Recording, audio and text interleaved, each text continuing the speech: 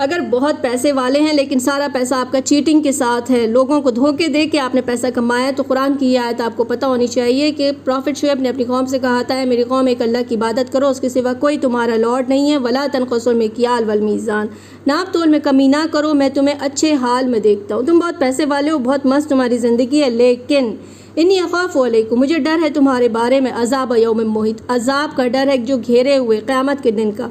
वया कौमी औफ़ुल मिक्याल वल मीज़ान, ऐ मेरी कौम नाप तोल में इंसाफ के साथ दो।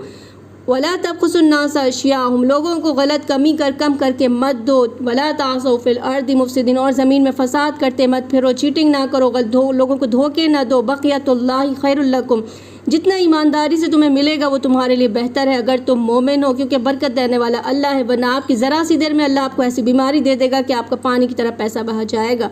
हॉस्पिटल्स में और डॉक्टर में और कचहरी में कहाँ कहाँ पैसा आपका निकाल देगा अल्लाह।